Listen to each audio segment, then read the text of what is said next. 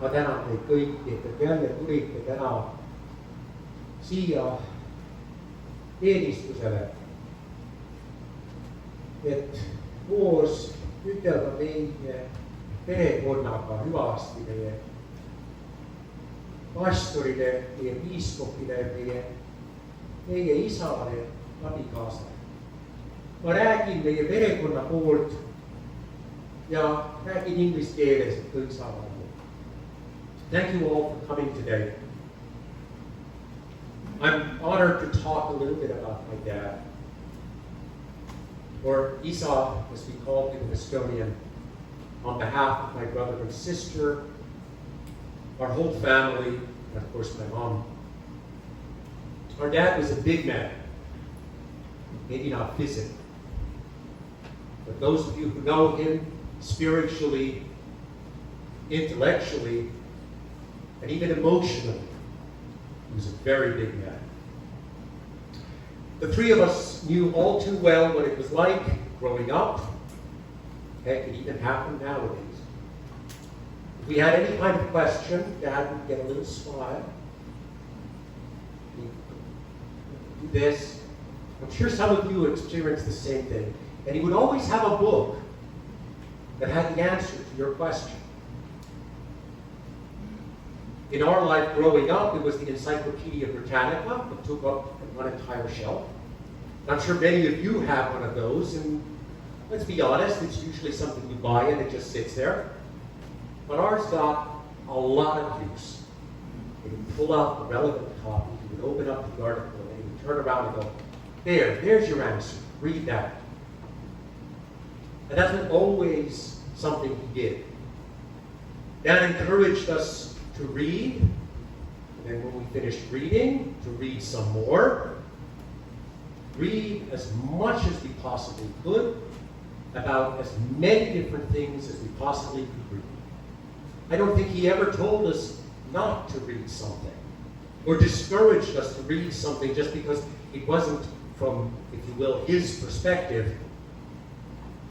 We consumed writings from every political viewpoint, from every philosophy, and even every religion.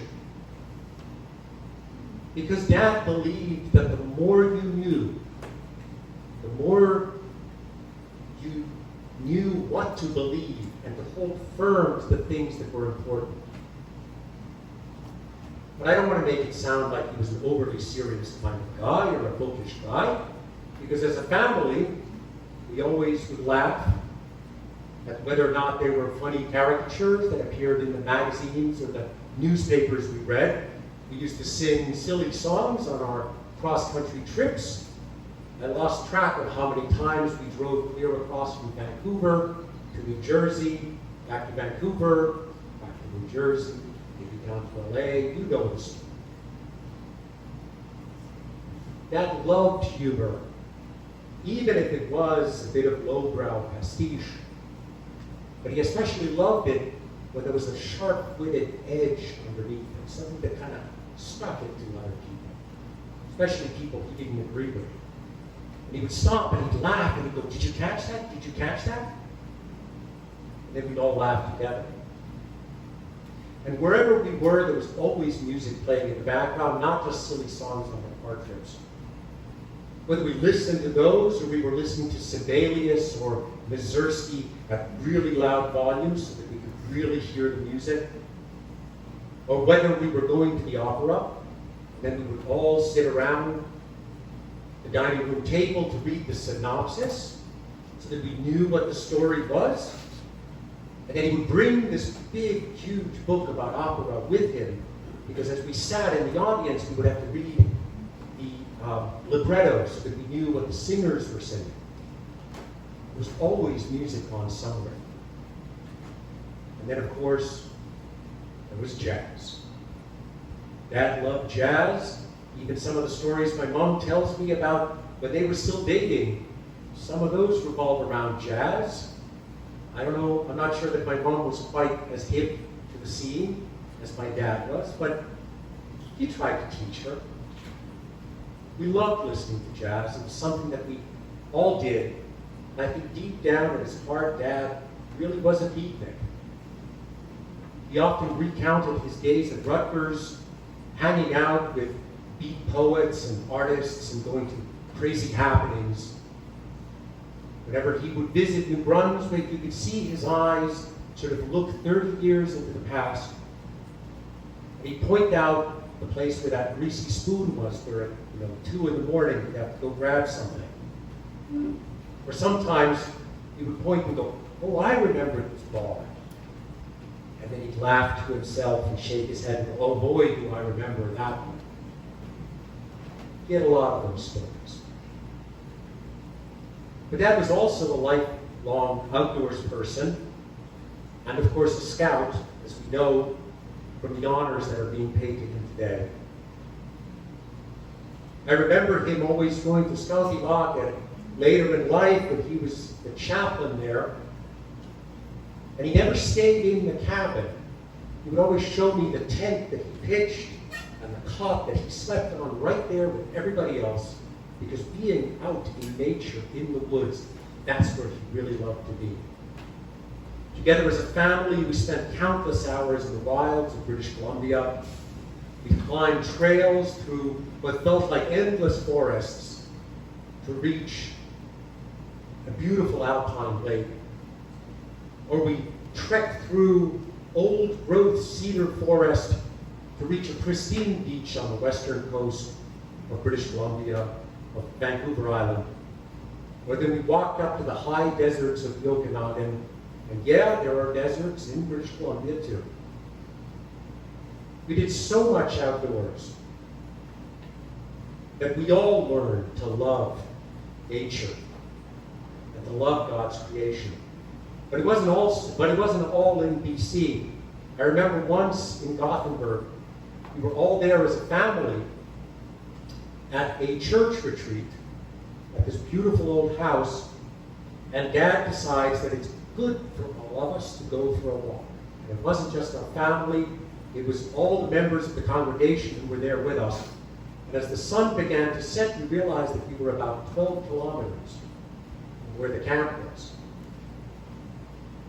And we all turned around and walked right back. And I'll tell you that the forests and fields of Sweden in twilight are a sight to see. And something tells me that maybe Dad planned it that way. And that, I think, brings me to my final and most important memory. And that's Dad's deep and abiding love for God's creation, for the gospel of Christ, and for the Bible. Now, those of you who know him, he was never sort of a Bible thumper, but he also wasn't sort of a modern relativist. I think we can all agree that he was a pragmatic, Northern European Lutheran through and through. In fact, whenever we had any questions that we needed answers to, inevitably that answer would be found in Luther's table talks, or maybe in one of Luther's sermons, because, as he always said, he kind of worked it all out already. And that helped all of us really grow in our Lutheran tradition. And if there was something that was bugging us, that was a really deep theological question, he would smile and shake his head and say, much smarter men than us have been trying to figure this out for 2,000 years. Don't let it worry you. God knows the answer. You'll get it one day. And that's why, although we are, I think, all very deeply saddened, even crushed with grief that he's no longer with us, we all know that Dad is in heaven. And let's face it, he's probably sitting at God's feet right now saying, okay, one more question. Just one more question. And then God gives him the answer and he goes, like that.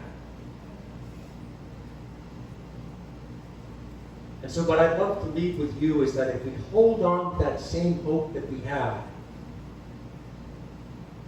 then we, as St. Paul comforts us, are united in Christ in a death like his. We will certainly be united with him in a resurrection like his. And that means all of us too will one day be united with all of our loved ones, and us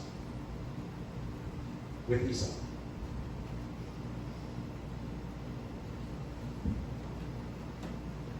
Puhka rahus, armas Isa. Me tahame sind tänada kõige eest, mida sa oled meile teinud, mida sa oled meile õpetanud ja kuidas sa oled alati meid aidanud.